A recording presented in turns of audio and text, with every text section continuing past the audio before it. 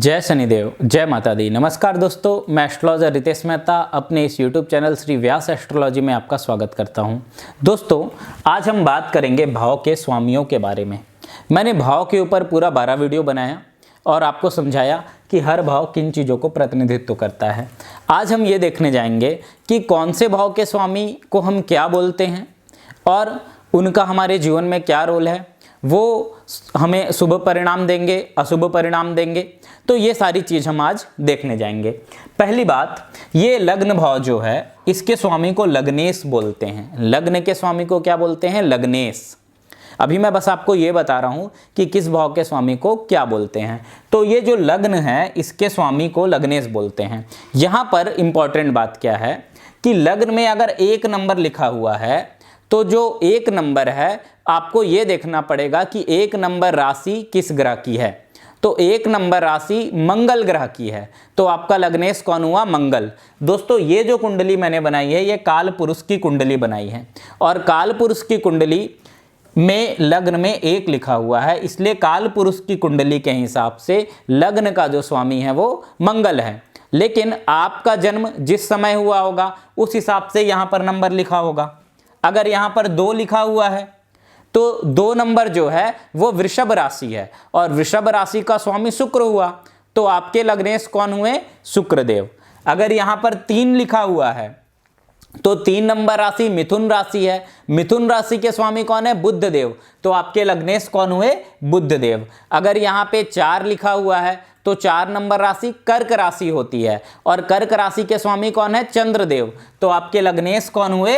चंद्रदेव।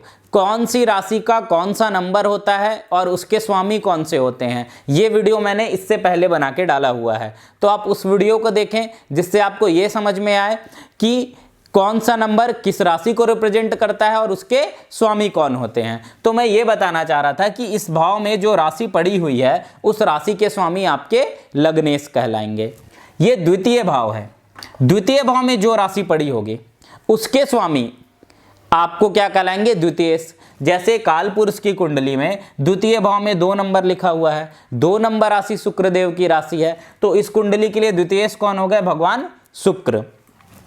तीसरे भाव में जो राशि पड़ी होगी उस राशि के जो स्वामी होंगे वो क्या कहलाएंगे? तृतीयेश। अगर तीसरे भाव में 3 की जगह 5 नंबर लिखा होता तो 5 नंबर राशि जो है वो सूर्यदेव की सिंह राशि है, तो तृतीयेश कौन हो जाते?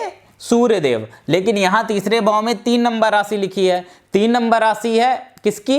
बुधदेव की, मिथुन राशि है। 3 नंबर राशि कौन सी है? मिथुन राशि, जिसके स्वामी कौन है? बुधदेव। तो इस कुंडली के लिए तृतीयेश कौन हुए? बुधदेव। चौथे भाव में जो राशि पड़ी होगी उसके स्वामी क्या कहलाते हैं? चतुर्थेश। पंचम भाव में जो राशि पड़ी रहेगी उसके स्वामी क्या कहलाएंगे? पंचमेश। षष्ठम भाव में जो राशि पड़ी रहेगी उसके स्वामी क्या कहलाएंगे? षष्ठेश। इन्हें रोगेश भी कहते हैं। क्या? रोगेश। सप्तम भाव में जो राशि पड़ी रहेगी उसके स्वामी क्या कहलाएंगे? सप्तमेश। अष्टम भाव में जो राशि पड़ी रहेगी उसके स्वामी क्या कहलाते हैं? अष्टमेश। नवम भाव में जो राशि पड़ी रहेगी उसके स्वामी क्या कहलाएंगे? नवमेश। इन्हें भाग्येश भी कहेंगे। 10वें भाव में जो राशि पड़ी रहेगी, जैसे यहाँ पे 10 नंबर राशि लिखी हुई है, 10 नंबर राशि के स्वामी शनिदेव हैं, तो 10वें भाव के स्वामी कौन हुए? दशमेश कौन हुए? भगवान शनिदेव। क्योंकि 10 नंबर राशि कौन सी है? मकर राशि। मकर राशि के स्वामी कौन है? शनिदेव। यहाँ पे 10 की जगह मान लीजिए 2 नंबर लिखा रहता है, ये 2 नंबर यहाँ पे लिखा होता, 2 नंबर यहाँ पे लिखा होता, तो 10वें भाव के स्वामी कौन हो जाते? शुक्रदेव। और क्यों? क्योंकि 2 नंबर राशि किसकी है? भगवान शुक्र की है, वृषभ राशि है। तो यहाँ पर अगर 2 नंबर लिखा रहता तो 10वें भाव के स्वामी कौन हो जाते? शुक्रदेव। क्योंकि 2 नंबर क्या होती है? वृषभ राशि, और 10वें क्या कहलाते? शुक्रदेव। अगर यहाँ पे 5 नंबर लिखा रहता तो 5 नंबर राशि किसकी है? सिंह राशि, और सिंह राशि किसकी है? सूर्यदेव की, तो 10वें कौन हो जाते? सूर्यदेव। 11वें भाव के स्वामी क्या कहलाते हैं? आयेश। इन्हें एकादेश भी कहते हैं, आयेश भी कहते हैं। और 12वें भाव में जो राशि पड़ी होगी उसके स्वामी क्या कहलाएंगे? व्ययेश, द्वादशेश। इन्हें द्वादशेश भी कहते हैं।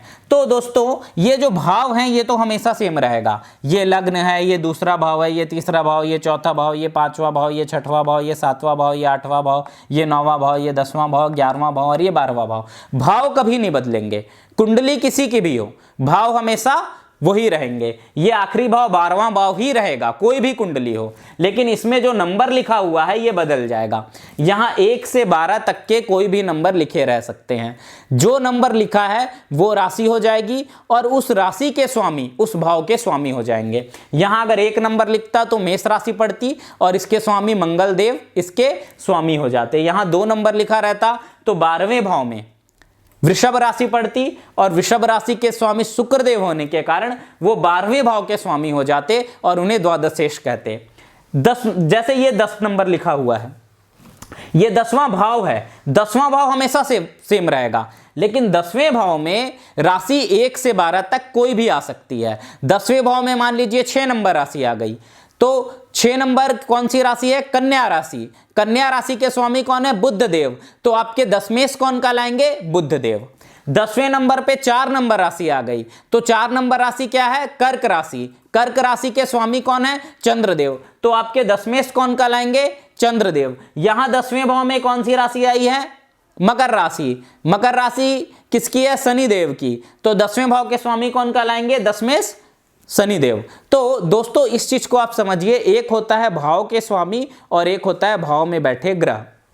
जैसे यहां पर 10वां भाव है और 10वें भाव में आपकी 4 नंबर राशि लिखी हुई है, ठीक है। तो अगर 4 नंबर राशि लिखी हुई है तो इस भाव के स्वामी कौन हुए? 4 नंबर राशि के जो स्वामी हैं, 4 नंबर राशि के स्वामी कौन है?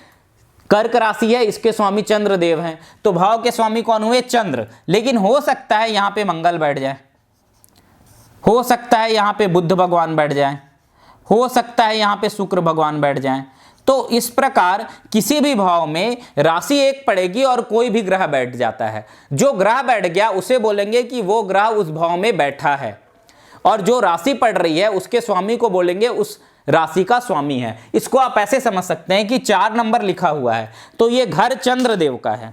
घर किसका है दोस्तों?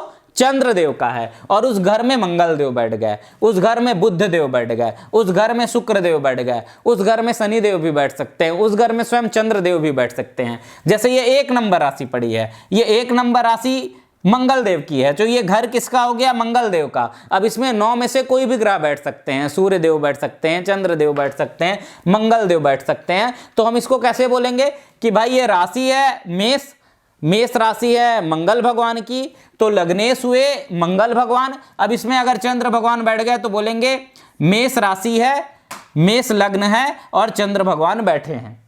इसमें अगर बुध भगवान बैठ गए तो अपन बोलेंगे मेष लग्न की कुंडली है, क्योंकि इसमें 1 नंबर राशि लिखी हुई है और इसमें बुध भगवान बैठ गए। इसमें अगर गुरु भगवान बैठ गए तो हम बोलेंगे मेष लग्न की कुंडली है और लग्न में गुरु भगवान बैठ गए।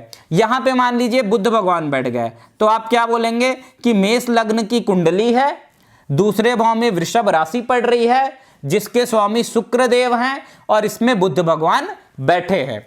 यहां पे मान लीजिए शनि भगवान बैठ गए तो आप क्या बोलेंगे? मेष लग्न की कुंडली है, तीसरे भाव में मिथुन राशि पड़ रही है जिसके स्वामी बुध देव हैं और इसमें शनि भगवान बैठे हुए हैं। अगर मान लीजिए यहां पे मैं कर्क लग्न बना दूं और तो यहां पर 5 आ जाएगा और यहां पे 6 आ जाएगा, तो अब मैं बोलूंगा कर्क लग्न की कुंडली है जिसके स्वामी चंद्रदेव हैं और उसमें स्वयं सूर्य भगवान बैठे हैं, ठीक है। तो घर किसका है? चंद्रदेव का। बैठे कौन है? सूर्य भगवान। और अगर यहां पे मैं बोलूं तो बोलूंगा कर्क लग्न की कुंडली है जिसमें द्वितीयेश कौन हुए? सूर्य भगवान, क्योंकि 5 नंबर राशि पड़ी है और द्वितीय भाव में बुध भगवान बैठे हैं। कर्क लग्न की कुंडली है जिसमें तृतीयेश हुए बुध भगवान, क्योंकि 6 नंबर राशि पड़ी है लेकिन इसमें शनि भगवान पड़े हैं। तो इस तरीके से हम कुंडली को समझते हैं। धन्यवाद दोस्तों। अगर आपको मेरा वीडियो पसंद आया तो लाइक कीजिए, सब्सक्राइब कीजिए और शेयर कीजिए। जय माता दी।